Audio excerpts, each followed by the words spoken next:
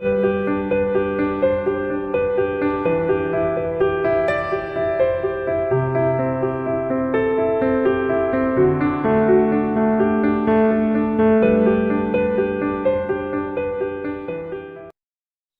हाय नमस्कार मु आपण मानकर से मिस्टर दिलुआ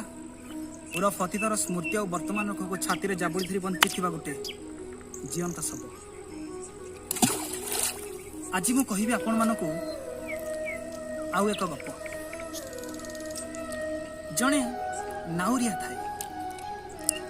तार गोटे डंगा थाए एवं नई कूल हूँ तार घर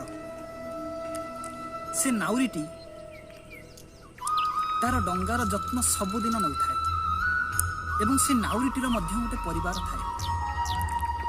एवं ता परिवार भरण पोषण से डंगार ही करें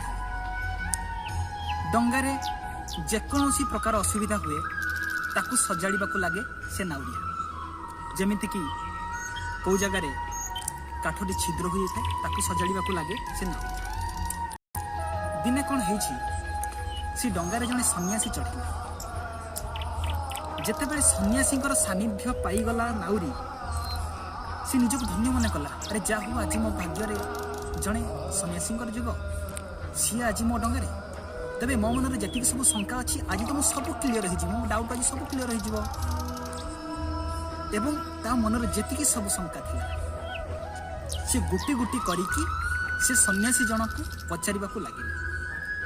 प्रश्न पचारिबा समय से नाउरिया जनक जानी पारले जे सन्यासी जनक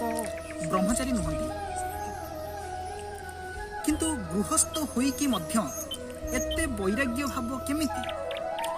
से विश्वास करि पारला नहीं कहला मोर जमिति परिवार अछि से सन्यासी जनकर भी ठीक सेमिति गोटे परिवार अछि किंतु ताको मन एते वैराग्य भाव केमिति ना इम्पॉसिबल संभव नुहे एवं यही शंकाटी को मध्य से निज मन भीतर रखी पार्लानी से सन्यासी आगे प्रकाश करदेला तो सन्यासी सब बुझी सारे एवं कहले देख नाउरिया भाई एक कथा तुम्हें मोठू बेसी भल भाव बुझा कथा कहीं ये संसारटा हूँ गोटे भाव रूपक नई आमे माने जड़े जड़े डंगा जदि आमे निजकू निरीक्षण करिबा सबुदिन निजर जत्न सबुदिन नौथिबा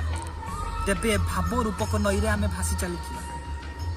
जदि कौनसी भूलवशत छिद्र हो जाए तेबे बुड़ी जावा नाउरिया बुझी पारला एवं टिके हसिला अरे वाह केते सुंदर कथा ता माने मु आज पर्यंत ए भाव रूपक नईरे बुड़ी जाइथिली नमस्कार धन्यवाद।